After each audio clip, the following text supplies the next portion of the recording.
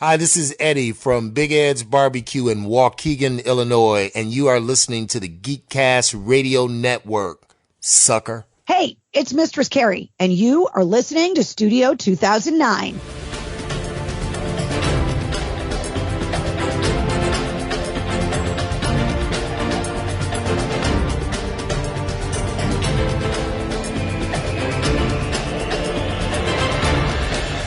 There's nothing wrong with your podcast player. Do not attempt to adjust the volume. Hello and welcome back into our studio. You are now inside Studio 2009, only on the Geekcast Radio Network. I'm, of course, TFG1Mike, and joining me once again, as always, Mr. David Draper. Hi, Dave. How are you? Let's get this movable feast underway. Yes, it's going to be a boulder of a podcast, don't you know, folks? As today we have a double feature. It's been a while since we've done a double feature, but we've got Raiders of the Lost Ark, and then it's all about the Lost World Jurassic Park. So this episode is Raiders of the Lost World. And I'm not sure if you're going to say it or not, but I believe we should mention that the second half of the feature was suggested to us by a fan. Mm-hmm. Yes. Was that Brad? I forget. Somebody said, who was it that said it? I forget who said it. I think it was my buddy Brad Mull, and I posted on Facebook the image of the Tyrannosaurus in the San Diego housing development. I'll make sure I say San Diego correctly, because when I posted it on Facebook, I accidentally said San Francisco. I mean, they're all Californian cities. They're all the same to me, but I get it. San Diego, vagina. That's right. So, Brad was like, if you have any questions, if you have this, if you have that, if you're not understanding anything, I don't want it to, let me know. I don't want it to ruin your, I'm like, my understanding of the plot has nothing to do with my enjoyment or not of these types of movies, because these just ain't my movies. I prefer car crashes to dinosaurs. Well, I mean, there's really, I mean, I prefer dinosaur movies, but like, there's really only one thing in the film that I think needs an explanation, and we'll get to it, I'm sure. Mm-hmm. And it's more of a behind the scenes kind of thing, where like stuff was cut. Mm-hmm. I'm sure you know what I'm talking about, because it's towards the end of the movie, but yeah, the way it's set up, it doesn't make a lot of sense. But yeah, well, we'll get there. We'll get there. Yeah. Yeah, we will get to the dinosaur returns, because, oh boy. But first up is Raiders of the Lost Ark. And, wow. Okay, I get it. Even with everyone not liking the Big Bang Theory, pointing out the fact that Indy has no outcome to the end of the story, I really enjoyed it. It was damn good. Except for me, they're pointing out it's the point of the film is he never actually gets the treasure. Right. Like, okay, right. Go on. I'm sorry. You just mentioned something that I hate. So I know. Everybody hates it because everyone hates the Big Bang Theory. It's fine. It's okay. But you're right. Absolutely, he never gets the treasure. My problem is, and this is my biggest bias here, is because the only one I ever saw as a kid and as an adult, because there's nothing past Last Crusade, was Last Crusade. So I know my bias, damn it. But as I'm watching this, the only thing this film doesn't have is Henry Jones Sr. That's the only thing the first film does not have. To me, personally, it's the same story. Yes. Kinda. I mean, again, you're pointing out like it's a feature, not a bug. Right. It's like a James Bond film is basically the same story over and over again. Mm-hmm. It's like a modern day Bond. Yeah. That was, I mean, I think I even said on the podcast the story of how this came to be was, I think Spielberg was in Hawaii after Close Encounters, and Lucas was there after Star Wars, and they were talking, and Spielberg said, I would really like to direct a Bond movie one day, and Lucas said, I have something better. And it was intended to be a series. That's why I said when we were talking about Lost World that Spielberg really didn't do sequels. He'd never done sequels. Right. And obviously he'd done the other Indiana Jones movies, all two of them. Yeah. But like Indiana Jones is a series. It's hard to explain. No, I get it. Yeah, but I can see a normal person going, okay, you're just sort of splitting hairs here. But yeah, I mean, and one of the things that I really sort of interested me about doing this and thinking about this was the way the Indiana Jones movies and in a way the Lost World. I kind of wish Spielberg did more sequels because I think he has an interesting take where Raiders and Jurassic Park set the template. Right. And then each of the sequels took an element from the template and played it up. So that both Lost World and Temple of Doom play up the darker elements. And then Last Crusade played up the lighter elements. Right. And it's just interesting to me that because usually it's just basically it is literally the same film.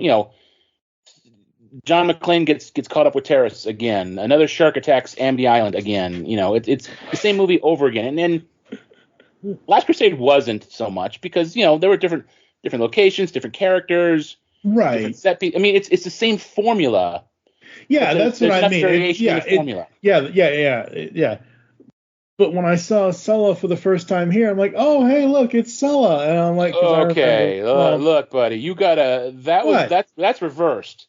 No, I know. That's my point. I know he debuted here. I get it. I understand that. But for me, because I had never seen this before, even though I knew he was in the movie, I'm like, oh, hey, yeah.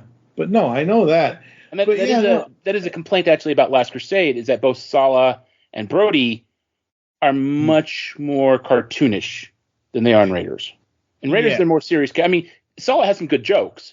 Yeah, or funny lines, but he's goofier in Last Crusade. Brody is completely like if you're a Martin Brody fan, you probably don't like Last Crusade because they really kind of undermine his. I mean, it's the best joke, one of the best jokes in the whole film, where Indy gives this long speech about how he speaks a dozen languages, he's been to 100 countries, he's blah blah, and he'll blend right in, and he's wandering around. Hello, does anybody speak English? Anybody speak ancient Sanskrit? Yeah.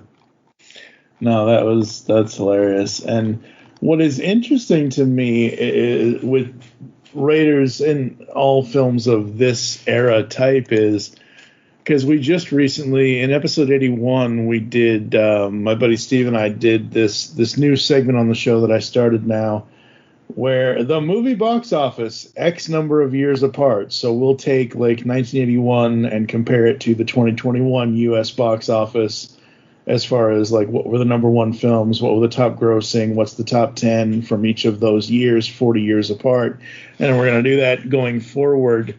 Like sometimes we'll do 30 years, we'll do like 1986 to 2016 or whatever kind of thing. And in that I had said that I hadn't seen Raiders yet, but I understand why it was number one in 81. And whatever else. And the cool thing to me about Raiders is that it was just so interesting seeing a movie that doesn't have. The reason why I'm losing my mind here. The reason why I'm bringing the other episode up is because in that we were also comparing the box office from 81 to 2021 because the companies, the distribution companies. 81, it's like Paramount and Warner Brothers and Sony and Disney and this. And nowadays, Disney and Warner Brothers and whatever own pretty much everything, kind of like, all that stuff. So the reason why I say that is because when I watch this, I'm like, oh, it says in the very beginning, a Paramount picture, a Gulf and Western company. I'm like, Gulf and Western, what the? Was Gulf and Western, so I have that up here, and I'm like, oh, okay, interesting. They were a conglomerate back in that was founded in 1934. So yeah, that was really interesting. It's just a little thing at the beginning of the movie that I noticed about that. But yeah, no, Raiders. When's the last time you saw this before now?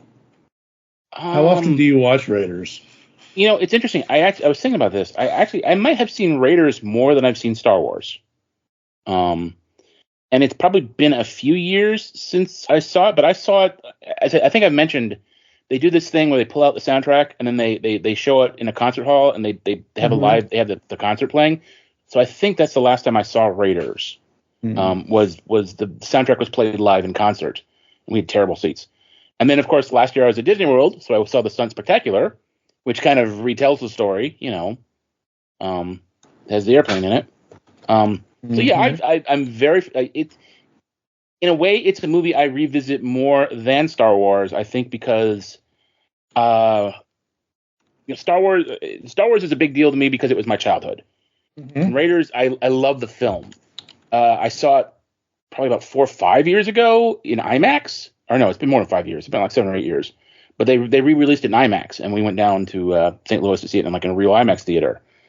And I remember that time I had seen it so many times that it was almost like being in the Matrix, or like I was watching I wasn't watching the story because I'd seen the story so many times, which is what happened when we were rewatching the original Star Wars films. I'd seen it so many times, but this time I was watching the directing, like the whole scene at the airfield with the flying wing. Yes. I was watching Spielberg set up the dominoes piece by piece, and it was like so much fun to just watch. To kind of see behind the lens and see him directing and putting the pieces together. And it's such a, it's Lucas doing what Lucas does best, which is come up with the idea and put people together. And it's Spielberg doing what Spielberg does best, which is directing. Yeah. And it really, it really is a modern classic. It's a great film. Yeah, absolutely. Has great action throughout. The plot is interesting. Yeah, I really I did not go into. I went into this with an open mind because, you got dragged into it. I guilted you into this. Well, yes, you guilted me into it, but I still went into it with an open mind. It wasn't like I'm trying to think of a movie that I've seen that I will probably never watch again. Whatever, insert movie. It isn't like I saw this movie 40 years ago or whatever, and I never want to see it again. At okay, perfect example. I've only seen bits and pieces of Temple of Doom, but I know I never want to watch Temple of Doom. I have no interest in that movie whatsoever. You'd have to pay me $1 million in order to get me to watch Temple of Doom. Really? Yes, really. Huh. Wow, you got $1 million? I do not have $1 million, and I wouldn't spend it on making you watch that. I wouldn't spend it like let me put it this way: when we get to Lost World, obviously, I've said that I like that film, but I didn't know how you were going to bounce. Like I didn't know, I wasn't necessarily recommending. And you still don't know how I'm going to bounce. And I want to find out when we get there. I don't want to I almost wish you had tagged me in that one thing about Raiders because you said you liked it in it, and I was like, I wanted to find out now whether or not you liked it. Yeah. But I understand that not every. In fact, I think my opinion and your friend's opinion about Lost World is a very minority opinion about the film.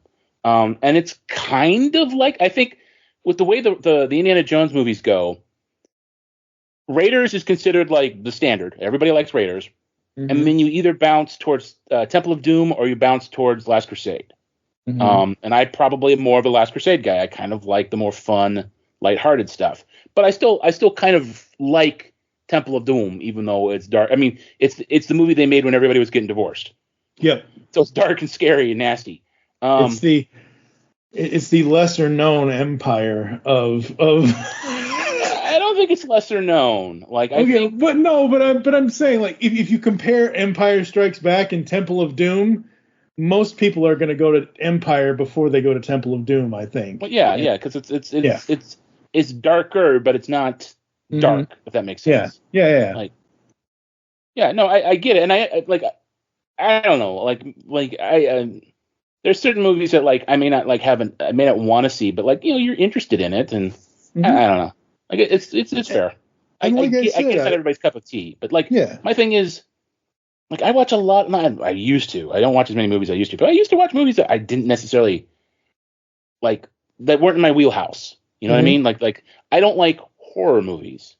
I like slasher movies. But I grew up in the '80s, so it was kind of expected that I watch Friday the 13th movies and Halloween movies and Nightmare on Elm Street movies and like I love monster movies. I love creature features. Because to me they're more fun. But like, I just, when you're with somebody, you watch a lot of movies you don't necessarily want to see. Oh, honey, let's go see Secret Life of Pets. Why? why are we going to go see Secret Life of Pets?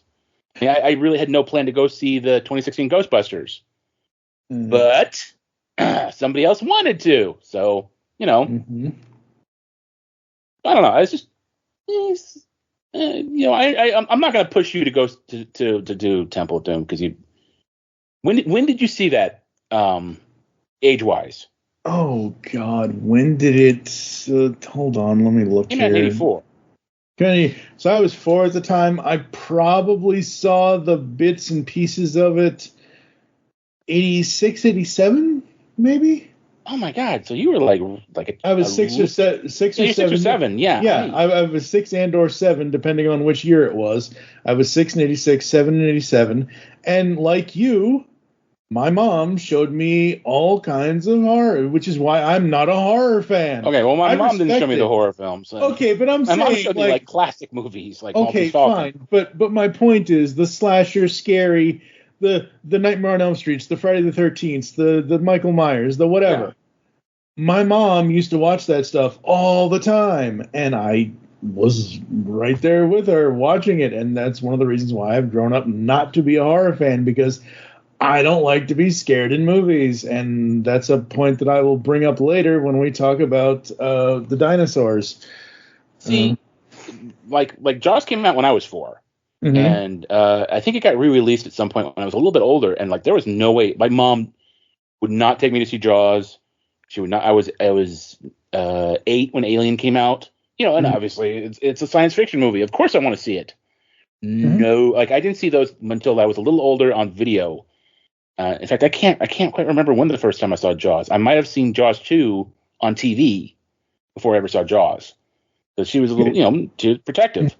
Jaws was 75. Jaws 2 was 78. Yeah. Well, I mean, like I said, I didn't see either in the theaters. Right.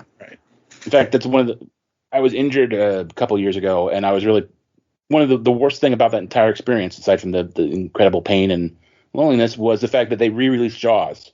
I was like, I could have seen it in the theater. But no, that was a big deal. I really wanted to see it in the theater.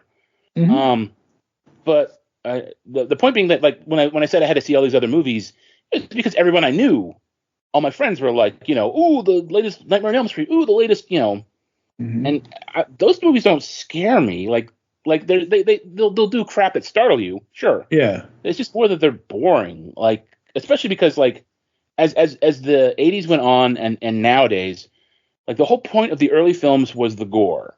It was the effects, and they cut that more and more as the series went on, as all this different series went on. So that really only the Nightmare films were even remotely worth watching after a while, because at least they were creative and inventive. But it was just, here's a bunch of stupid teenagers that nobody likes, right? They go to a place they're told not to go. They do things they're told not to do, and then they get slaughtered. Yep. And a lot of times all that crap happens off screen, and it's like, or a quick cut. It's like, why are we watching this? Who cares? At least in a creature feature, you have the creature. At some point, you got to show the monster, and that's kind of it's also, it's just generally it's a little more fun because the monster. It sounds weird, but it has more pure motivation than like, to this day, I'm always confused by the Friday the 13th things, because apparently Jason didn't die as a child, but I thought he did. I thought that was the whole goddamn point, was that Mrs. Voorhees was murdering people because he drowned as a child. And he popped back up as a zombie, and then, but no, apparently he was. They retconned that in part 2, and I just thought he was a zombie, man. I don't know, because I wasn't really taking notes when I watched that on the USA Network back in 1985, whenever the hell I saw it. Yeah. Yeah, I don't know. People like what they like. I don't know. Can we get back to Raiders? Yeah, sure. We get back to an actually good film. So yeah, I was, and one of the things that surprised me with doing that box office episode we did, this had a budget of 200 million. No, 20 million. I'm sorry. No. Sorry, I read it wrong. $20 million, and the box office is $389.9 million. So the funny thing is, this is for you, not the audience, because by now everyone will have heard episode 81 of the podcast. The top 3 grossing movies in 1981 were all 6-digit figure movies. The other 7 films were under six figures, whereas in 2021, all 10 of them, or maybe 9 out of the 10 of them, were all 6-digit box office money makers. Well, crazy. There's a little thing called inflation, my friend. True. Yeah, like 1981 bucks are not the same thing as 2021 bucks. No, definitely not the same thing as the 2024 bucks. No, not really. No.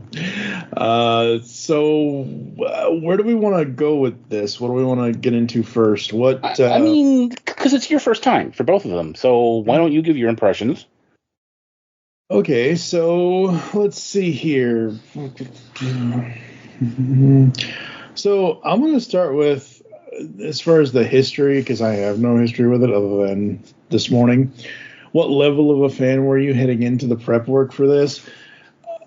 I loved Last Crusade. I love the character of Indiana Jones. I love the characters that he surrounds himself with, like Sala and other people. And I wish that we had gotten more Indiana Jones films back then, not necessarily 2008 and 2023, because that's way too long of a time difference, and just no. But I like the character. I think the character is fun. I think it's interesting. I think it's really cool. With Raiders, I was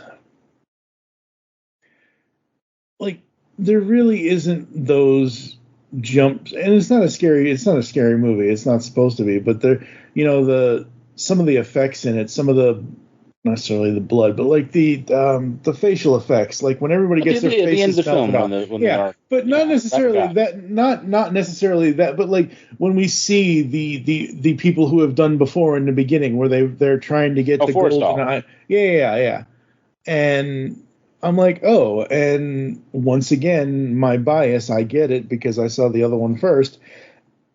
When the other dude, I forget what the dude's name is in the beginning, he's like, oh, we should just walk over there, and he's like, no, just stay back. And then he's like, there's nothing to fear here. That scares me. Yeah, exactly. Yeah. Played by Alfred Molina, Doc Ock. Yeah, and he was young when he did that. Yeah. Really young. Like, I barely recognized him. I think I saw it. I mean, it's been a couple of years since I saw it on the internet, but I was like, wait, that's Alfred Molina? Uh-huh. Yeah. So in all these traps and all the time that Indy is doing the stepping stones, the only thing that's running in my head, Jehovah begins with an I, you moron.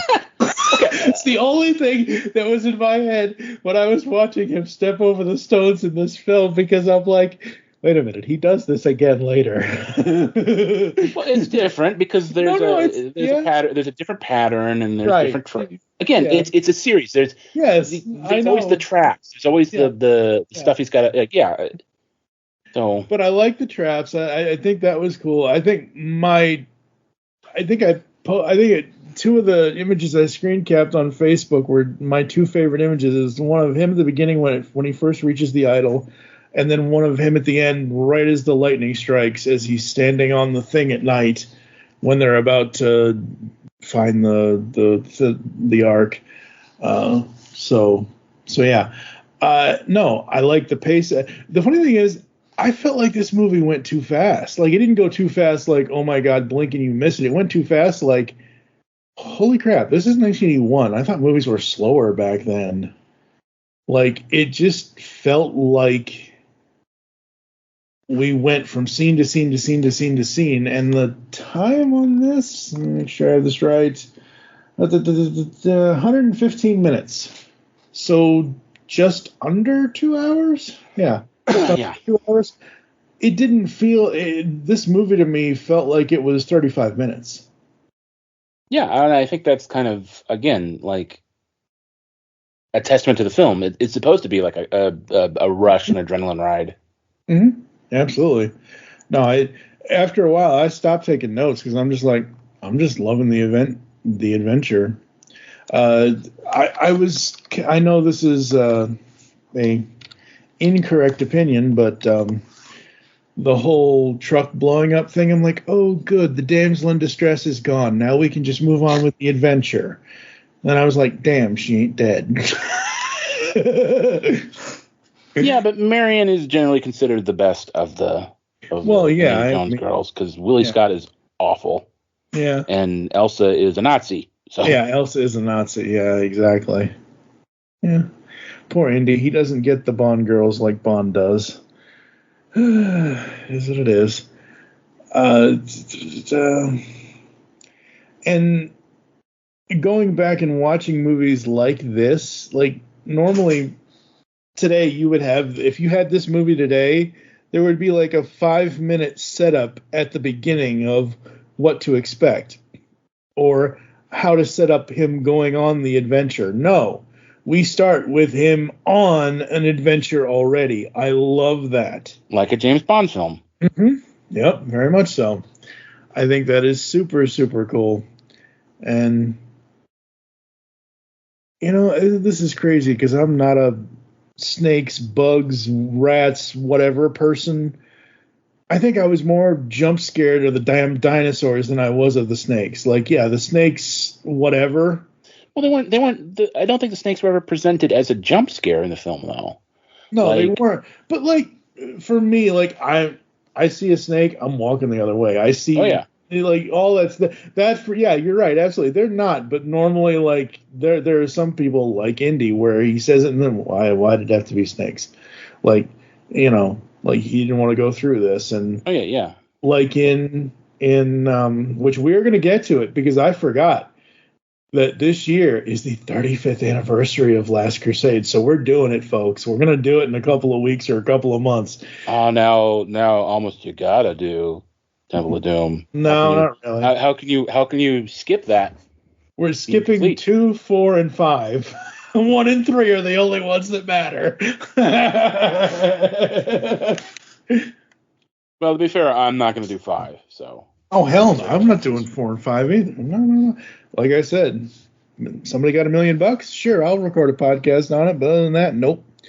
I love the adventure. I love even the villains. The villains in this were really, they weren't like super cool, but they were memorable. Yeah, they were memorable, and there was enough there between, what's the Belloc?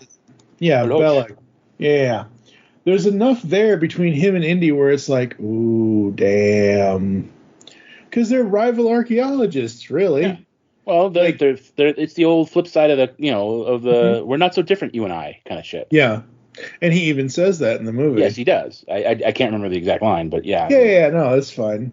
But yeah, no, I thoroughly enjoyed this. It was an adventure to be had, and I was surprised to see him go, like, I know Indiana Jones can't always be on adventures. He's got to have some sort of quote unquote home life. I was actually surprised to see him go back and be the professor and everything else. He does that in he doesn't actually, you don't see him teach in Last Crusade, but he does go back to Bernard College. Right. Yeah. But I wasn't sure because, again, I had never seen this. I wasn't sure if he was going to be doing that in this, and he does. And I think that's for one character, for Indiana Jones, he has the adventurer side, and then he has the professor side, the archaeologist, where he just wants to teach people, about all this stuff. And I really enjoyed those scenes. I don't think there's a scene in here that I didn't enjoy. I mean, I'm not going to, sometimes I would take a half point off if there was a giant, and I know they weren't cobras, there was some other kind of snake in this, but if there was a giant in the pit, yeah, those were cobras. Well, they weren't all cobras, but they were cobras. Yeah, they weren't all cobras, but Sala said something about asps, very dangerous. Yeah, that's. But if there was when I say giant cobra, I mean like giant in your face, like takes up my whole 32-inch monitor screen as I'm watching this on Disney Plus. Now, did you notice? Did they clean it up for Disney Plus? Because famously, Indy falls, he lands flat on his face, and the cobra rises up in front of him. Yep. And famously, you can see the reflection of the cobra on the glass that divides them. Oh, I did not notice that. They might have cleaned that up. But yeah, famously, you can kind of see the reflection. I did not notice that. I love the flying wing scene. I thought that was really cool. Yes, that's what I was like so into watching the dominoes be set up, because it's like, first the little chocks get pulled out from under the wheels, and then the propeller gets turned on, and then the other guys show up, and then it's bit by bit, and then this thing, the fuel cap gets busted, so it's spilling. It's just like piece by piece, and you're waiting for it all to start come together and pay off. Yeah. Yeah, I absolutely love that. And what I love about that scene is that it doesn't remind me of every other scene like it, but I had visions of other movies and other scenes that had happened in before. So I love that. Oh, you know what it reminds me of? Perfect. We already mentioned it. James Bond. In Tomorrow Never Dies. Or no, is it in Tomorrow Never Dies or GoldenEye? Which one is it in? When he's, I think it's, he's trying to escape. Yeah, it's in Tomorrow. It's the beginning of Tomorrow Never Dies, where he takes and fires on everybody and everything else. Yeah, absolutely love that scene, and I love how they go from the small guy to the big guy fighting him. Yes, the mechanic, who is, I can't remember if he's the stunt coordinator or not. I know the stunt. No, I don't think he is, because I think that's the guy who plays Vogel in Last Crusade. But yeah, and the payoff of that is famous, is great. Where he's just like lying on the ground and the propeller's coming closer and closer. Yeah. So Frank Marshall appears as the flying wing pilot. Pat Roach and Vic Tablian each portray two characters in the film. Roach appears as the Nazi who brawls with Jones by the flying wing and one of Toad's Nepalese Sherpas. So Pat Roach, shoot them both. Yes. Yep. Ooh, rest in peace, Pat. He died in 2004. He was 87. This movie is 40 years old. I mean, I know. Well, Miracle Ford's still around. Yeah, I'm surprised Lucas is still around, actually. But yeah, no. Well, he's got $4 billion. He just buys a new body every couple of years, Just transfer his brain into a new body. Those Canonians, they're pretty good cloners. Uh-huh. Yeah. If only I could get a new brain for my current body. That would be nice. If only I could get a new body for my current brain. That'd be nice. That's what I'm saying. You're doing the opposite. I'm like, I just dump this heap of garbage and get me something that doesn't break down every 5 minutes.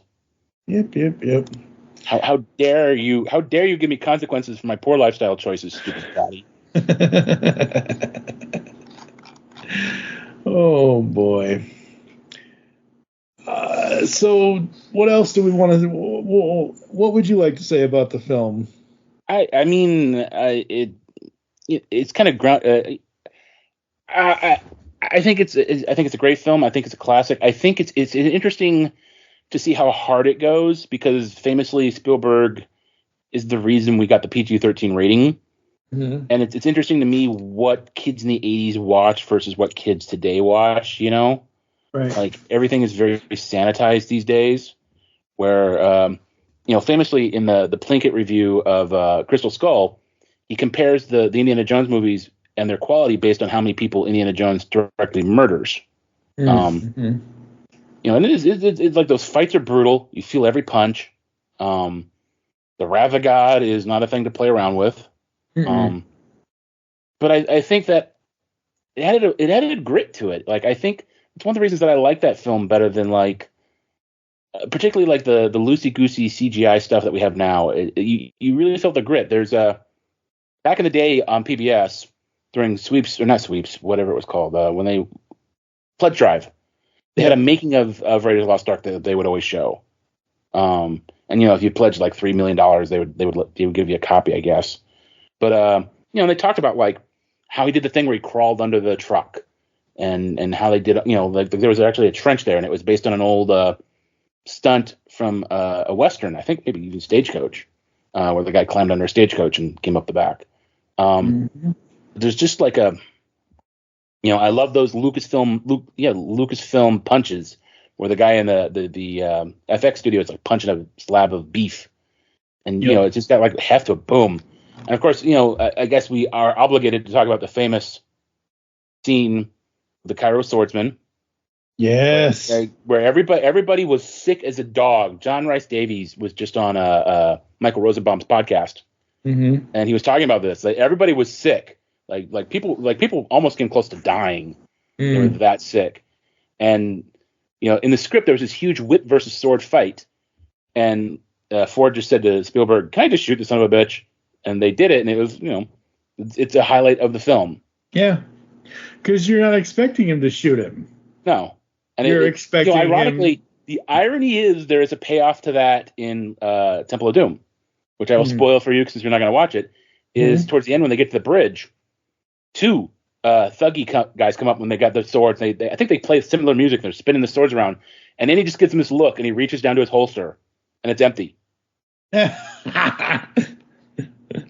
So he has to use the whip. So he has. Well, I don't think I think he's got the whip. It's been a while since I've seen Temple of Doom.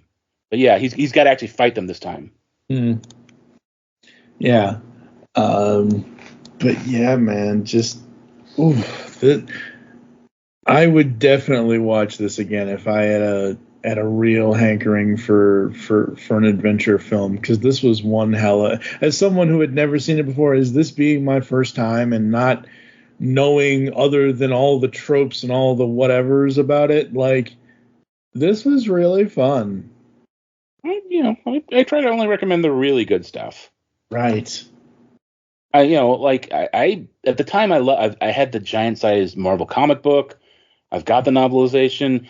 One thing we haven't mentioned is the soundtrack. Oh yeah, is another epic John Williams soundtrack. Yes, it is. And all the actual Indiana Jones movies, the real ones, have fantastic soundtracks. Yeah, they do. Yeah, the music, and again, it's John Williams. I mean, well, yeah, it's exactly. Well, John Williams. Okay, I don't want to be that guy, but like I don't think that his later Star Wars soundtracks are as good. I think there's some good themes in them. When you say later, you mean the sequel trilogy or Disney? Yeah, the sequel. Yeah. No, absolutely. Yeah. And again, we will get to that down the line. I know we'll get to that, but like this is John Williams in his prime. Yeah. Oh yeah. Absolutely. When he was hitting on all cylinders and everything was just the Raiders theme is iconic. Temple of Doom has some great pieces. It's got the Temple of Doom theme is amazing. The love theme, even though Willie is awful, is really good. Last Crusade has some really good stuff. It's got that kind of it's got a combination of like a Western kind of thing and also like the Christian I don't know, like a night crusade. It's got like the crusade, the medieval kind of crusade music. Yeah. Yeah, absolutely. Let's see here. So, getting into our kind of before we take a quick break and go to the next film, did the film keep your interest throughout? For me, it did. I didn't even have to take a bathroom break for this thing because it went like that for literally. I'm sitting and I'm like, I put my phone on Do Not Disturb. I put my phone down. It was away. I'm sitting here watching this, taking notes, and I felt like that boulder was going through this whole film without destroying anything as I watched it. Because, dang, yeah, very much was all in on this one. Again, to once again bring up Temple of Doom, it's funny because there is a scene in Temple of Doom that I never saw until it came out on video, because it was always the moment that I went to go pee. And it's also the movie that taught me to pace myself with drinking soda, because I have you get to and it's the scene where Willie and Indy are flirting, and it's like I mean, it was 1984. I was 13. I was like whatever.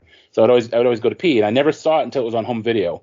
And again, that's why I pace myself when I drink my soda, so I don't have to go pee 5 times during a movie. Yeah, I mean, the movie's always held like I said, even when I'd seen it a million times, I saw new things. Like the paying attention to the directing, to the putting it together was it's always held my interest. It's I've always enjoyed it. I like it. It's a good movie. It's fun. My only thing is I hate that hipsters have ruined the fedora for us because I love the hat. Yeah. I mean, I love the whole. I actually have an article from an old Starlog, which I've got somewhere clipped in a folder somewhere, which is how you can put together that outfit, like all the actual, what kind of hat that was, what kind of jacket that was. It was his satchel was a Belgian military bag from World War I or something. Right. Which in Young Indiana Jones Chronicles, he's actually involved in World War I. I think from Belgium. What kind of boots, but like all the different pieces. So you could put together, if you wanted to put together an authentic, not just, with Lucasfilm label in it, Indiana Jones costume, like what the pieces were. Yep. And of course I have the poster, which is signed by the cast. Awesome. Very cool. Very cool. Very cool. So let's see here.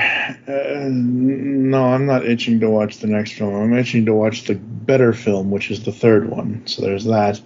I would definitely recommend this to people if they want a good adventure. I bullied you into watching this. Yes, you did. That's fine. That's well established. That's why we're here. I just threatened someone to watch it.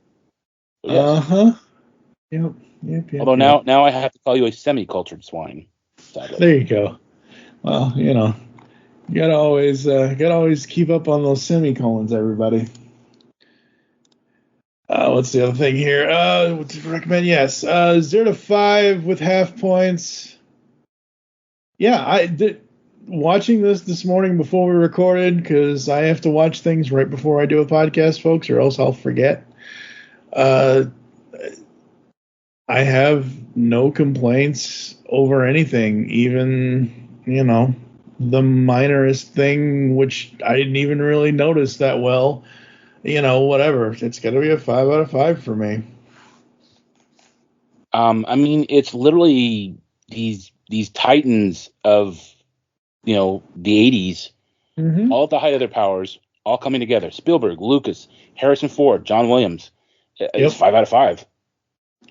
Absolutely. And of course, we didn't mention again. It's very common trivia, but I don't know if you know it, but it's very common trivia that Tom Selleck was going to be Indiana Jones, but he could not get out of his contract for Magnum PI.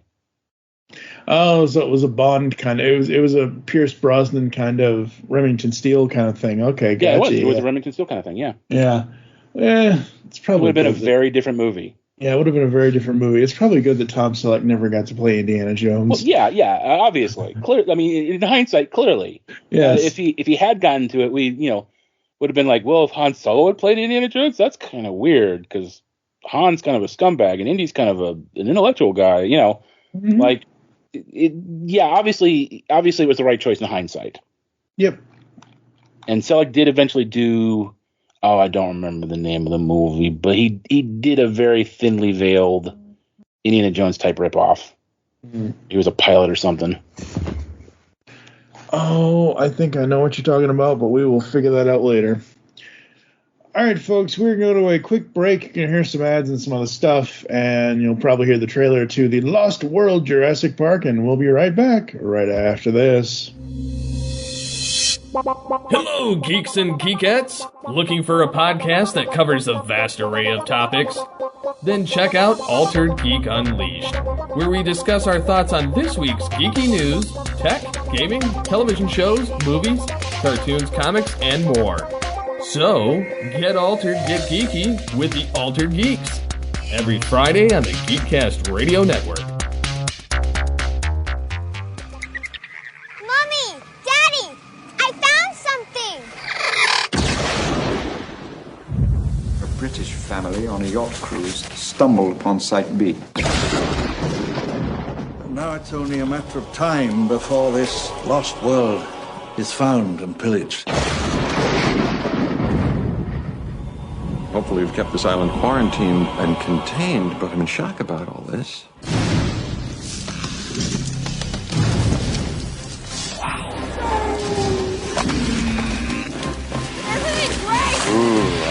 That's how it always starts. But then later there's running and screaming. What the hell was that? Go. As fast as you can. I need you to send rescue immediately. Taking dinosaurs off this island is the worst idea in the history of bad ideas.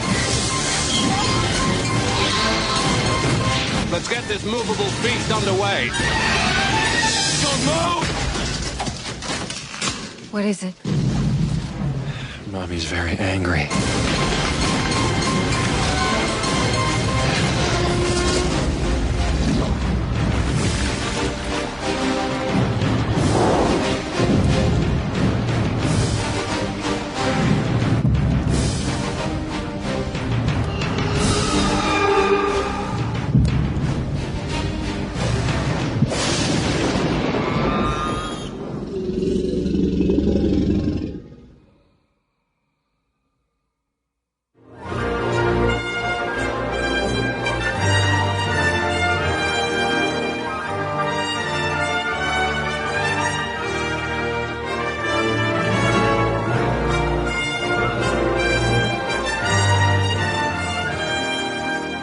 All right, folks, we are back here in episode 84 of Studio 2009, and it's time for The Lost World Jurassic Park, the only sequel that matters, or maybe not. I don't know. What do you think, Dave? It's... You know, there are a lot of people who really, like... It's weird. Like, I'm going to, expose behind the curtains a little bit here. We're re-recording this. So I'm a little less on the ball about this than I was at the time. I feel like this one was not really as embraced as the original film. Mm-hmm. It's not an Aliens kind of thing. It's there are some people that Jurassic Park is just like Jurassic Park and then walk away and leave it alone. Right. I like this one because there's a lot more kind of action adventure stuff and more people getting murdered by dinosaurs, which is always, for me, that's kind of the point of seeing the movie. Is I like dinosaurs and I like watching them murder people. But yeah, I think I don't think anyone has really particularly. I don't think any of the sequels are particularly beloved. Okay. The third one doesn't have Ian. Well, no, it doesn't have Ian, but it also doesn't have Spielberg, and it doesn't have. I don't think it has John Williams as the music. I mean, they used Williams' music, but it's not a Spielberg, John Williams kind of, one of the things we talked about last time, and we'll probably hit again, is that the soundtrack is fantastic. Yeah. The commenter who kind of inspired this episode, he kind of rated it above the original Jurassic Park soundtrack, and I disagree on some level, but I feel that it is like really good on its own, like equal to they're different soundtracks, they're different movies. It is a aliens kind of thing, where like this one is more nastier, grittier. Spielberg was working with a new cinematographer at this point. I think he's been with him for like the rest of his career. Janusz Kaminski, right? We started working with on Schindler's List, and you can just it's darker. Yeah. I like that. So I love this film. I think there are flaws. We always go back to the gymnastics scene, which is really stupid, even though it's set up. Right. Still incredibly stupid. Just because you set up something properly doesn't mean it's not stupid when you pay it off. And that's pretty stupid. But just it's grittier, it's nastier. I enjoy it a lot. Yeah. Oh, and I said as one of the things is like this came out the same year as Speed 2. And I remember it came out before Speed 2.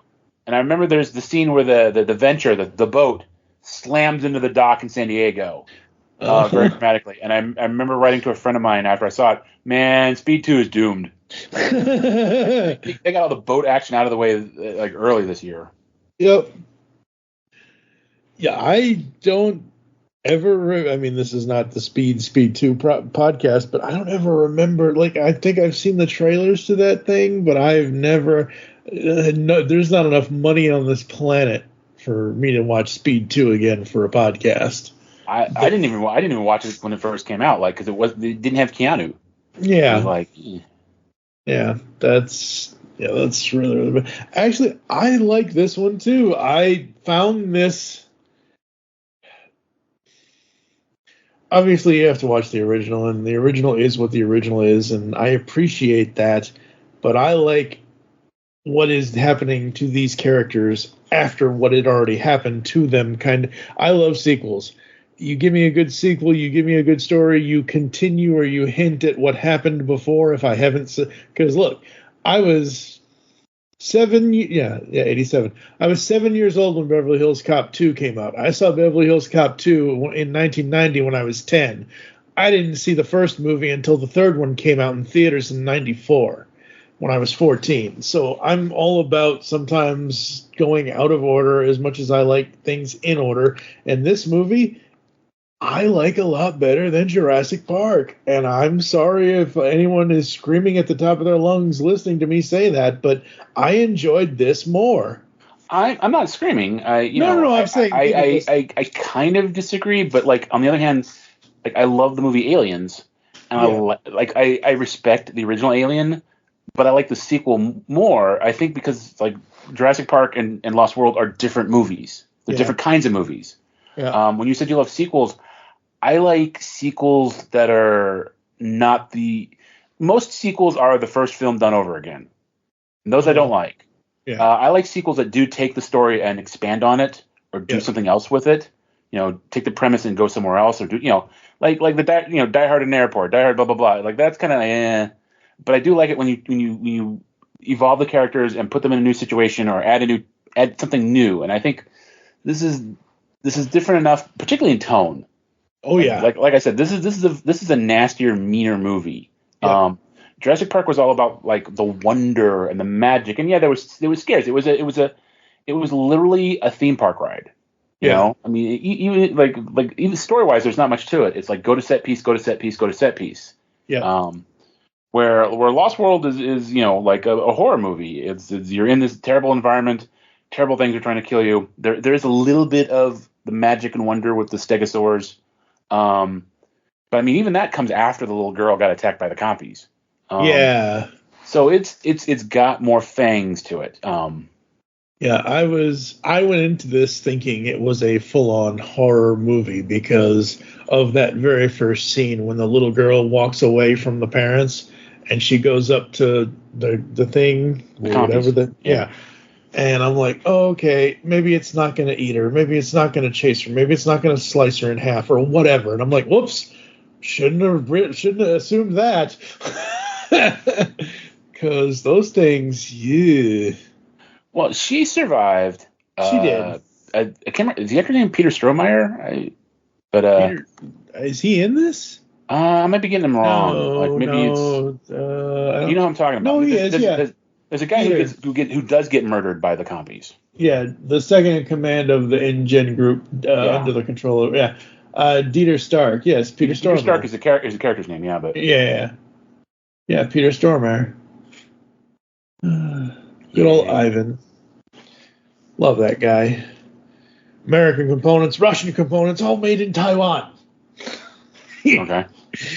It's from Armageddon. It's the one thing I know him from the most. It's the one line I have stuck in my head. But no, I enjoyed the plot. I liked all of the characters, at least the good characters. Really, because I think one of the best characters is Pete Postlethwaite. I can't remember the name now. Roland Trembo. Yep. The hunt leader, the guy whose whole thing is I want to kill a Tyrannosaurus Rex to feel alive. Yep. And but even though he's on the bad guy's side, he doesn't, when he helps rescue them when they're hanging off the cliff. Yeah. He doesn't tie them up or murder them or Right. I mean, there's hostility and antagonism, but he's not like a bad guy. He's on the side that's clearly, this is something we brought up the other time too, is that the real villain in the film is Vince Vaughn.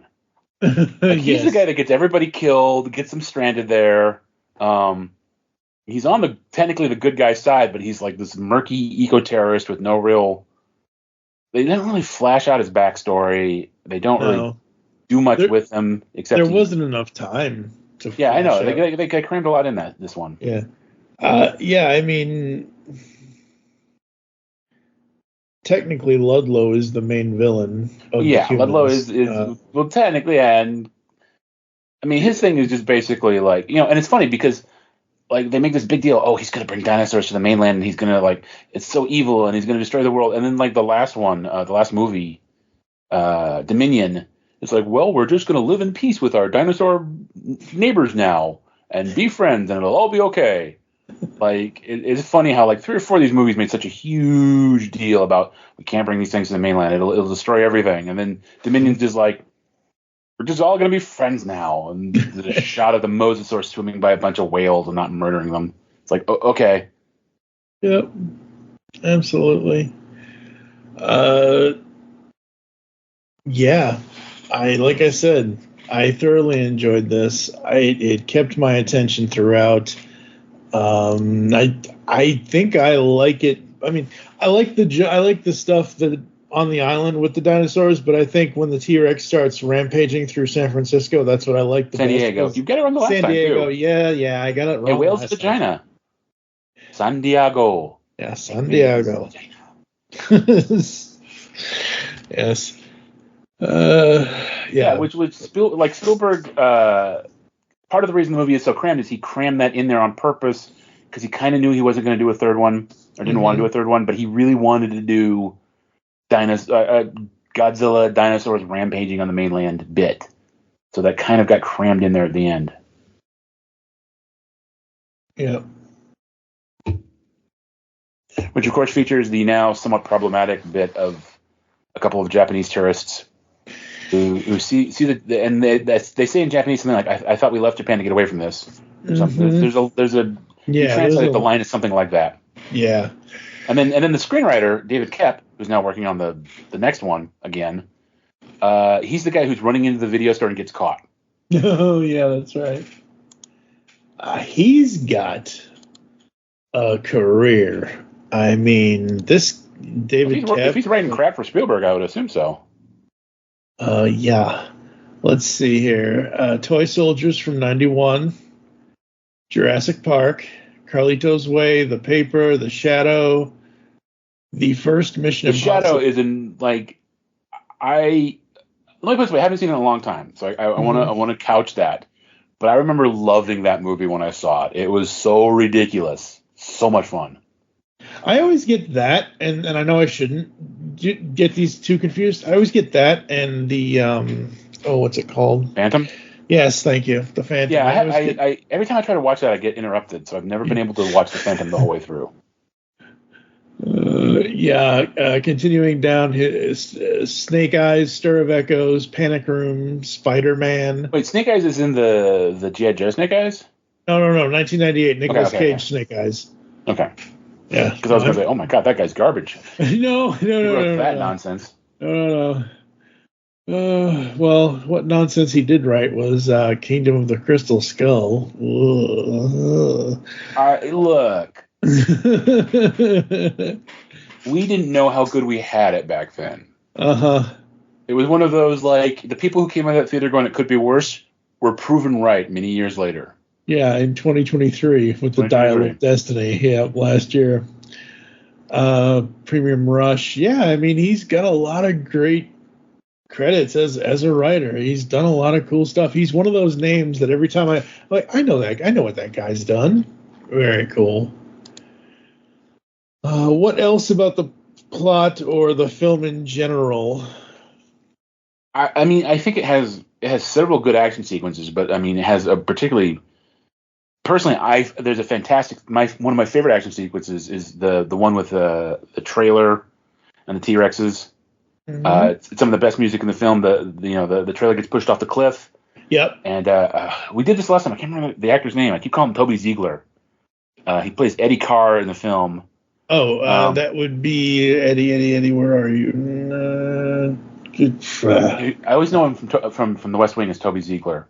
Richard Schiff, and he's trying to save them, and there's this fantastic shot of the two T-Rexes coming out of the rain. Yes. And, I remember going back to the original Jurassic Park, I remember there was a moment when the kids are in the kitchen and the second raptor comes in, and my brain went, there's no way these kids can live through this. Like, they're going to die. Yeah. And then the T-Rexes come out in the second film, and I'm like, there's no way he can live.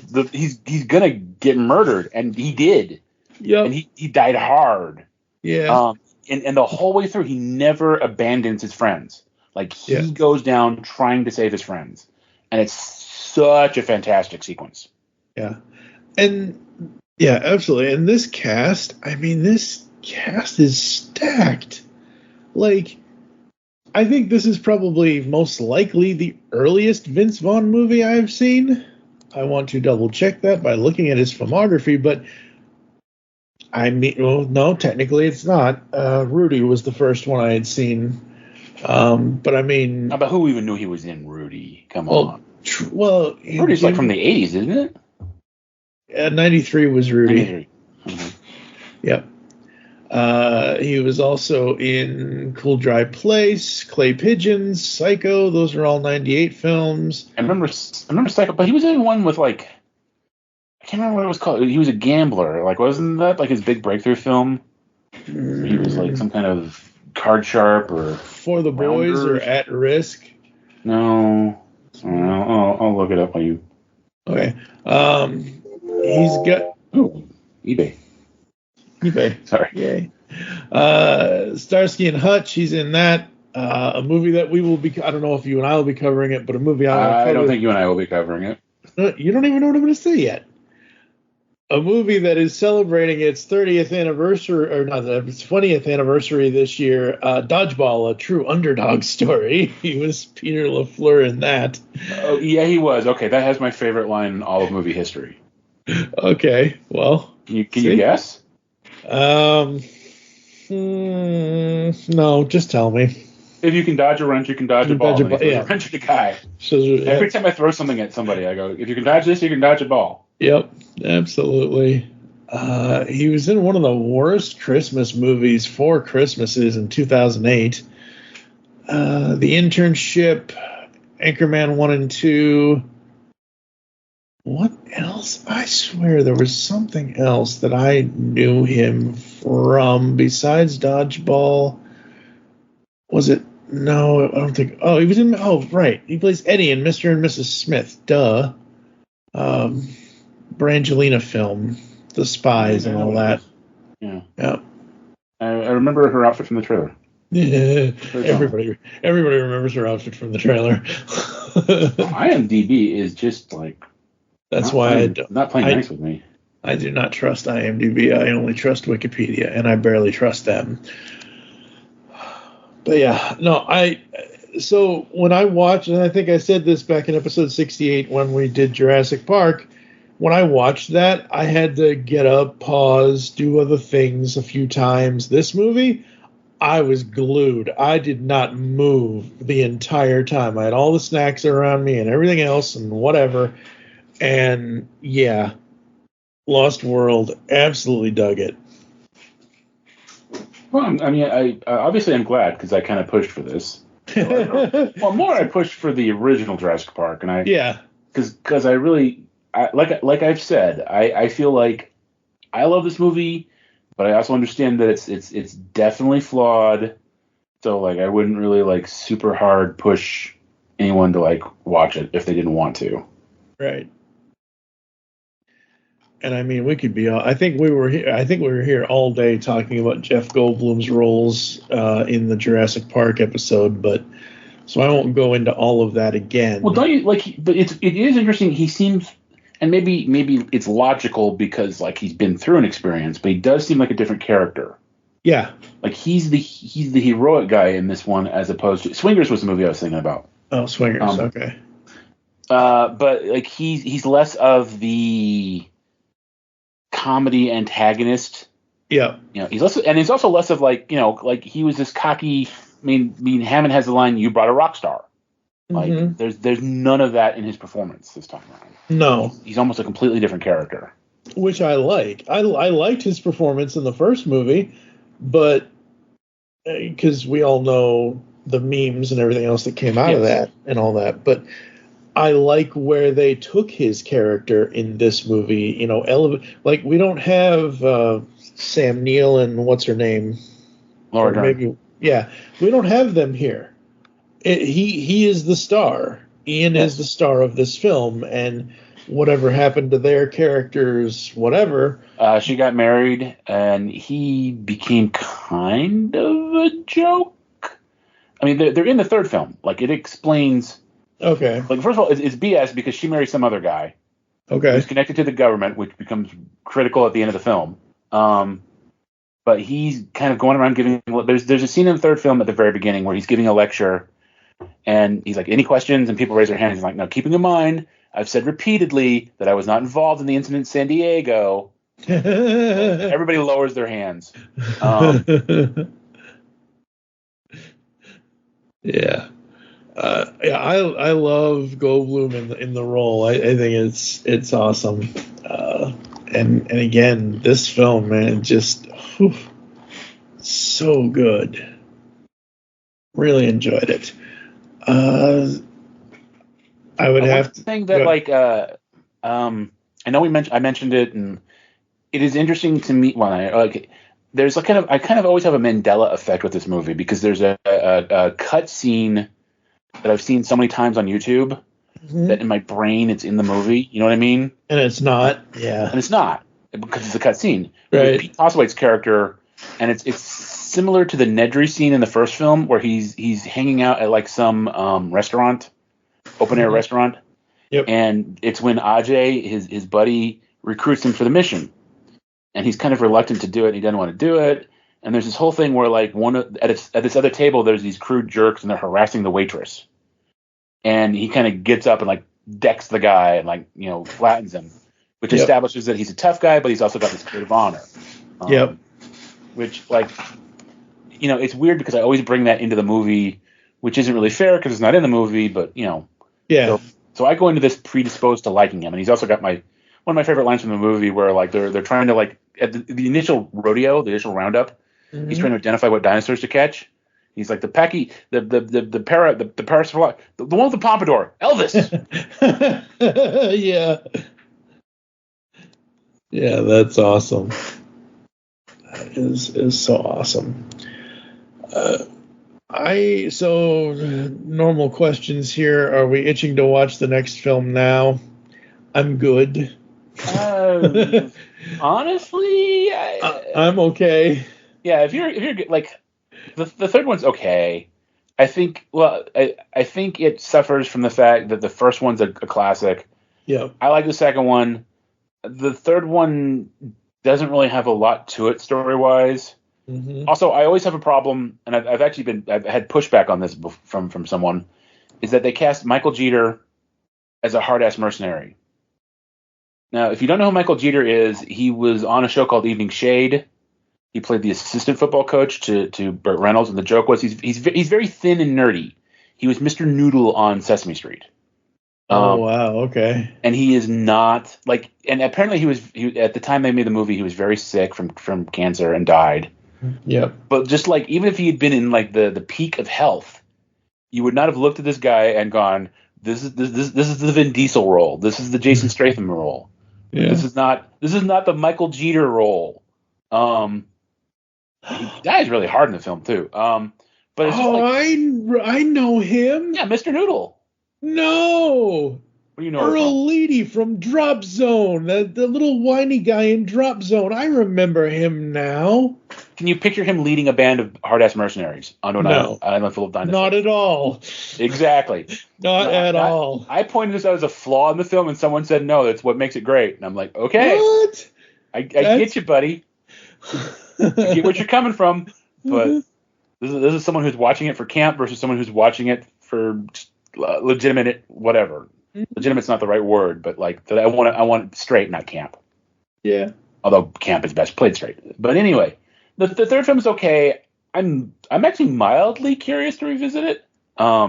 just because I haven't seen it in a while.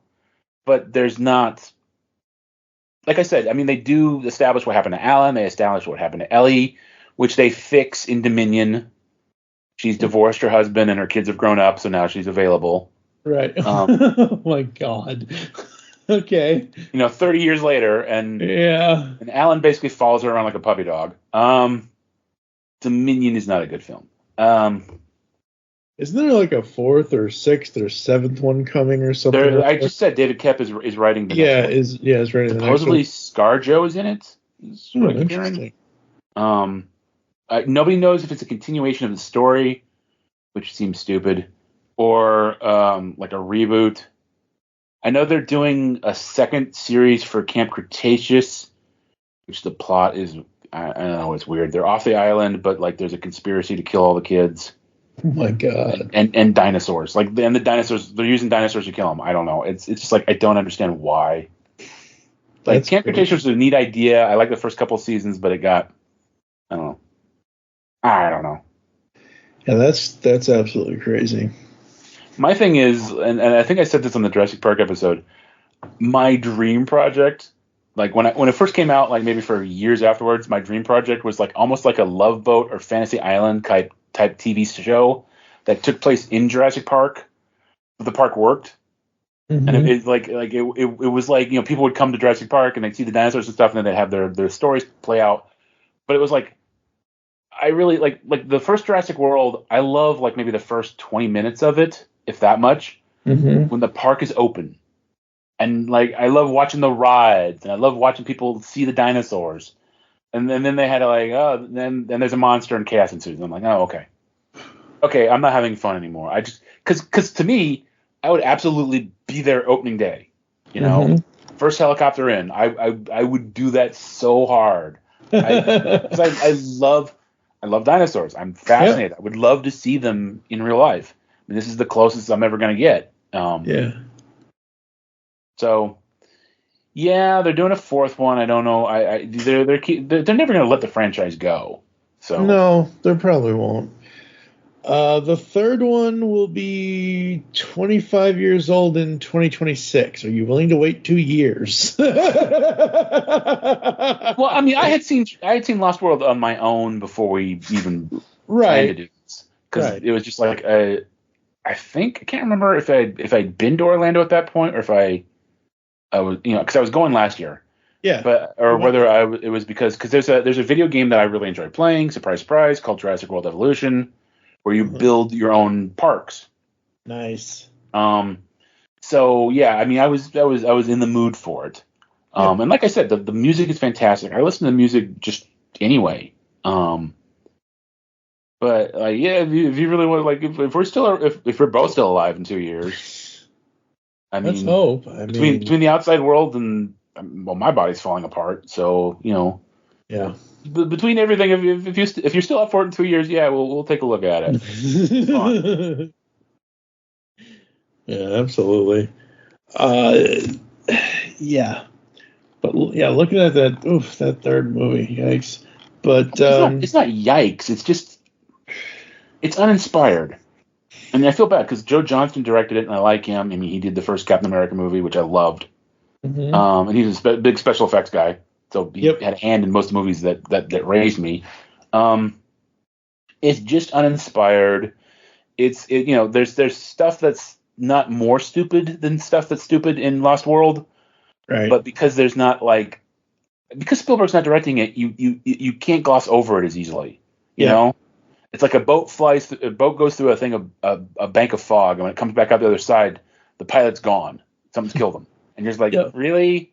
What got him? I mean, like, there's I mean, it's famous for the Spinosaur, which apparently is the Spinosaur is a very complicated dinosaur.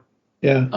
That has a complicated history. I guess I'll save that for 2 years from now. But like, nobody seems to be able to agree on what this damn thing was. Oh wow. And in the movie, they treat it like a large terrestrial, like a rival to the T-Rex. Right. Which apparently is not what it was. Like that's pretty obvious, because its mouth is shaped wrong. Its mouth is shaped like a crocodile's. And its teeth are shaped like a crocodile. So it probably ate fish. But they treat it like a bigger, because it's bigger than a T-Rex. The whole thing is the Spinosaurus is bigger than a T-Rex. Right. And that was one thing I learned last year. Like, okay, we're probably not going to do Jurassic World 3. I'm going to geek on the Spinosaur for a minute. Like, one thing I learned last year was famously the Spinosaurus, the skeleton, or Spinosaurus gyptus, was found by a German paleontologist in Africa. Mm-hmm. And he was German, and this was before World War II. And the only known skeleton was in a German museum in Dresden. For those of you who are not history buffs, things did not go well for Dresden. No. And I had always thought that it was lost forever, and nobody really knew. And it turns out, I guess they have one in Japan now. They have a skeleton in Japan. Because I went to the Field Museum last year, and they have most of the skeletons you see in museums aren't, particularly since the latter half of the 20th century, aren't the actual fossils. I think maybe like in some really old ones in Pennsylvania and maybe New York, those might be the actual fossils, but the fossils are too precious, too rare, too delicate to be put on display, so they're casts. Yep. So the Field Museum has a cast of a Spinosaurus skeleton. I was like, where the hell did they get that from? How did this come? What is this? What is this wizardry? Since when do people know what these things look like? And apparently they found another. They found another one somewhere in Africa, and they got him in Japan. So, wow. But again, like it is technically a larger animal than the Tyrannosaur, but most people think it's not like another Tyrannosaur, like bipedal carnivore hunter. It's probably semi-aquatic because its mouth is just shaped all wrong. Yeah, and let's face it, most regular people always thought of the Tyrannosaurus Rex as the big bad. Yes, and that's again, that's one of the things that makes that movie controversial, is the T-Rex and the Spinosaur fight, and the Spinosaur wins, kills the T-Rex. So damn. that pissed off a lot of fanboys. I don't know about that now. Yikes. Well, the animal. Let me put it this way: the animal in the movie is take a T-Rex. Well, yes, but that's not. But what I'm saying is that's not a real Spinosaur. Yeah, absolutely. All right, 0 to 5. What are we rating Lost World? Oh God, I don't remember what I rated the original Jurassic Park. I will give this a 4. I love it. Yeah. But I also appreciate it has flaws. Mm-hmm. I'm right there with you. And just so I do it all the time, 4.0 for the GCRN Universal Rating System. Really good. The overall quality is very high and surely to be positive experience for all those that partake. The issues that are there are impossible to just ignore that part, but not predominant enough to have a large impact on your experience. Returning to it in the future may allow you to forgive certain problems, but may lead to discovery of new ones. Yeah, I remember you the last time we did this, again, spoiler, we did this before. The last time you did ask me, are you ever going to revisit this? And I explained that I had in fact, before we even went down this road, just recently revisited it. Mm-hmm. Yep. All right, folks, I think that's going to do it. We got the ratings, we got everything else. Let's head to a quick ad break, and we'll come back to close the show right after this. Kid? Yes? Shut up. Beyond the Night is the GCRN's latest review podcast. We are covering everything in the Knight Rider television universe, from the classic 80s TV series to the 1991 reunion film, Team Knight Rider, and the 2008 relaunched series as well. So join TFG1Mike and Dion the Music Man as they go in depth and Beyond the Night only on Geekcast Radio Network. You can find Beyond the Night in iTunes and on www.geekcastradio.com. Kid? Yes, Michael. Just keep driving. Hi, everyone. I'm here to tell you about the DC Comics News Podcast. Here every week to talk everything DC. Movies, TV, comics, and everything in between. But don't just take my word for it. Here are a couple of our sponsors. Listen to the DC Comics News Podcast. It's audio justice. No. It's audio chaos. These wackos are crazier than I am. Well, maybe you're both right. Regardless, you can catch us on every kind of podcast platform. Apple Podcasts, Google Play, Spotify, Stitcher, and everywhere you find great podcasts. So, can I go now? Let him go. He did everything you asked.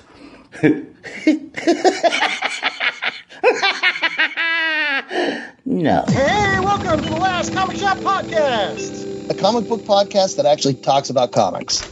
Yep, each week we open the shop up and read and discuss a comic.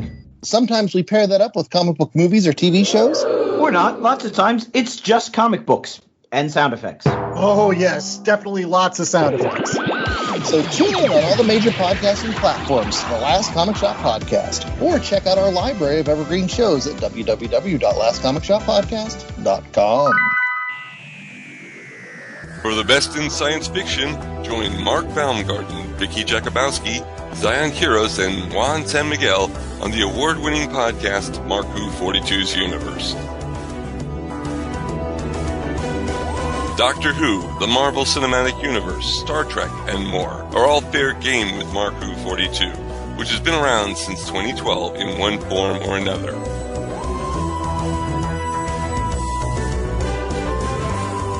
Mark Who 42's Universe is proud to be a part of Geekcast Radio Network, the best place to get your geek on.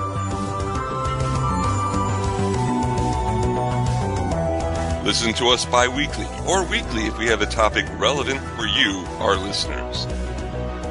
Mark Who 42 on Geekcast Radio Network, a match made in a galaxy near you. On the Simplistic Reviews podcast, we talk movies. We talk TV. We talk... Hello, Julie, what the heck are you doing? Trying to make our spots sound more exciting by adding explosions. Yeah, I'm pretty sure you could have got the point across with sound effects, not the real thing. Download this show on iTunes or at simplisticreviews.blogspot.com. I'm sure your insurance company will cover that. No, they won't. No, they probably won't. All right, folks, we are back here inside Studio 2009, and what do we got coming up on the podcast? I don't remember off the top of my head. Let's see here. This is episode 84. Oh, next we've got episode 85. We're going back to 12 months of Star Wars. We're doing Mandalorian season 1. Ooh, I was gonna ask. I wanted a little heads up on that because there's what, 10 episodes. Yeah, well, we can have plenty of time. I can. There's no worries about the schedule. Don't worry about scheduling. But that's what's coming up next. After that, episode 86, if I can wrangle the time, Steve and Kevin, who co-created the Geekcast Radio Network with me, and his brother Kevin, they're going to join me for Gamer Origins. 30 questions all about playing video games. And then after that, it's pretty much all us from episode 87 to I'm so sorry. 90. Stop it. Not to you. I'm apologizing to the audience. I'm so sorry. Stop it. Mando season 2, Boba Fuck, Last Crusade 35th anniversary, 12 months of Star Wars, Mando season 3, and then Steve and I are going to do the Deadpool double feature before we end up seeing Deadpool and Wolverine. Did you get your tickets? Nope. I'm waiting for digital. I do not leave the house if I don't have to. Then I promise I will spoil everything. It's okay. I will send you personal messages on Facebook saying, oh my God. I'll probably forget by the time we get there. And then after that, at some point this year, we will start the sequel trilogy. Ow, my neck. I'm grumbling, but at least he spared me Obi-Wan. Well, the cruel boss man spared me Obi-Wan. Like you've always said. Acolyte takes place 100 years before Phantom Menace, so we'd have to go back. We can't do that. So I don't have to watch that either. Acolyte's just a movie, right? It's not Acolyte's a TV series. Oh. And I hate myself because of the premise. To me, the premise sounds kind of interesting, but I don't think they'd execute it very well, which is sad. But it's like there's twins, and the Jedi find one of them, I guess, and train her to be a Jedi, and the other one becomes a Sith. And starts killing people, and there's the mix up, right? It's like, oh no, our friend who I've trained her whole life has turned on us. And so I actually think that's kind of not a terrible premise. Yeah. I'm sorry, but I know it's going to be handled so, like, the trailer looks so bad. I don't. No. Yeah, it's fine. It's fine. Like I'm not going to push you because then you're going to make us record it, and No. I might give it. I might act. I've been in this funk because this was like the first live action Star Wars thing ever that I was like, I'm not gonna watch that, and that's big for you. We've hit. Yeah, I was 6 when Star Wars came out. Like, this has been my whole life kind of revolved. I mean, for good or bad. Yeah, it's revolved around this franchise, and this was like the big breaking point. And I'm like, well, this actually sounds kind of I could in the right hands, I could see this being kind of a compelling story. But it's being made by Disney, so I don't know. Yeah, and this TV series, the stars in this, at least according to Wikipedia, I only know Carrie Ann Moss. Yeah, don't get attached to her. She is the first Jedi to die. Everyone's calling it. We don't know for a fact.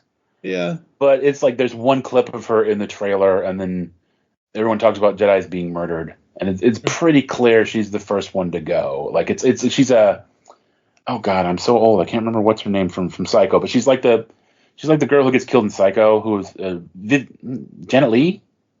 I don't know. There was an onion tied in my belt. But it was a famous thing in Psycho. Is they cast this famous actress who gets killed right at the very beginning of the movie. Yeah. And that's Carrie Ann Moss in this.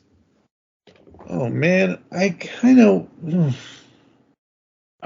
It's like they're evil. They get your tendrils into our heads, man. Well, it's one of those things where I'm on the Wikipedia page for The Acolyte, and I'm looking at the cast, and this is the reason why. Outside of Carrie Ann Moss, to me personally, Amanda Steinberg, Lee Jung Jae, Manny Giacchino. I know none of these. I know none of these actors and actresses. Whereas, if this was the '80s, I would know Eddie Murphy. I would know Harrison Ford. I understand. Yeah, welcome to being old, Spunky. Yeah. I know. Speaking of which, it was Janet Leigh. Janet Leigh. Okay. In Psycho. I'm hoping that Carrie Ann Moss's character is not the first to die, because basically the role was inspired by Trinity from The Matrix. I mean, that's kind of sad almost. Yeah. Like, this is the role you're allowed to play. Well, no. Okay. Oh boy, we're in a rabbit hole now, folks. I just clicked on Carrie. It's okay. We're gonna go down this there's some. rabbit. Obviously, Sean Connery plays Sean Connery roles. And, Yeah. Tommy Lee Jones plays Tommy Lee Jones in every movie, and you're like, I want that kind of. But it's like, I don't see Carrie Ann Moss as just being Trinity, because she was also in she was in the Netflix Marvel stuff as the lawyer lady Hogarth. Yep. So going from Matrix, which was 99, I think. It was right around the time of Phantom Menace. Yeah. Dude, that's how big Star Wars is. I use it to mark time. Yep, absolutely. 25 years. So after The Matrix, she was in Chocolat, which is nothing like The Matrix. Red Planet, The Crew, Memento, and then Reloaded in 2003. Revolutions in 2003. Suspect Zero, Disturbia, Love Hurts, Unthinkable, Silent Hill, She was in a Silent Hill video game movie? Really? Yeah, it is. Okay, that's what I thought. It's based on the video game. Yeah. Past The Matrix Revolutions, none of her movies, I've not seen any of them that she's done. That's crazy. I think the one you listed that I've seen is The Matrix. I never saw the sequels. Oh, really? Yeah. I don't think I lost anything by that. No, not really. I mean, Reloaded and Revolutions are okay. The first movie is still the best one. Well, yeah, because the first movie basically ends with, I have all the power and I'm going to kick ass. And it's like, okay, if you do a sequel, you're immediately going to have to backtrack on that. Which they did. Big time, from what I understand. Yeah, pretty much. But yeah. Alrighty. Anything else we want to say? Anything you want to promote? Anything? No, sadly, no. Our old website's going away, so I have nothing to promote. The only thing I have to promote is apparently an endless line of videos or podcasts with you, buddy. And as I said, I apologize sincerely to our listeners. Stop. But yeah, no, I if you haven't seen Lost World, and you like action adventure movies with a dark twist, again, Aliens I think is a good comparison. It's one of the things I made a big point about the last time was that Spielberg, with the exception of the Indiana Jones movies, which I would argue aren't necessarily sequels, it's a series. It's like James Bond. It's a series. In fact, it was self-consciously like James Bond. I think we mentioned this in the actual Raiders section. He wanted to do a James Bond film, and Lucas said, "Oh, I got a better idea." Like aside from those, he's never done a sequel, and Jurassic or Lost World is the only sequel Spielberg's ever done. Yeah. So it's for me, it's very fascinating. Oh, very fascinating. It's a little like if I wonder what it would have been like if he'd done the third one, because I think I talked about this where he did Raiders, and then Temple of Doom was very dark, and then Last Crusade was very light. They took elements from the first film and then they played them up. And the same way Lost World took the darker elements from the first film and played them up. What would a third one have been like? Would it have been more fun and more wonder, or would it, and I think that's one of the reasons he kind of stepped out, because like instead of doing more with the formula, it just became formula. Right. But it is interesting that Spielberg, it's the only, in my opinion, and I'm picking hairs or picking nits and whatever. It really is the only sequel that Spielberg has ever done. Yeah. I am aware of the Indiana Jones movies. I'm aware they exist. Those were a series. Yep. Absolutely. All right, folks, that's going to do it for us. Thank you for joining us here inside the studio. If you'd like to get in contact with us or leave feedback for the show, there are several ways to do so. Visit the website, geekcastradio.com, where you can listen to and comment on all of our content. Send any email to feedback@geekcastradio.com. You can check us out on all the podcasting clients that are out there. Follow us on Twitter, Twix, X, whatever you want to call it, at geekcastradio, at ITSSTUDIO 2009 for Studio 2000. It's Studio 2009. I am TFG1Mike. Dave's not on Twitter. He does the Facebook stuff. That was almost a puppet mumble. Become a fan on Facebook. Go to facebook.com/geekcastradio network. You can also check out Studio 2009 over there, as well as the Toy World Order fans group.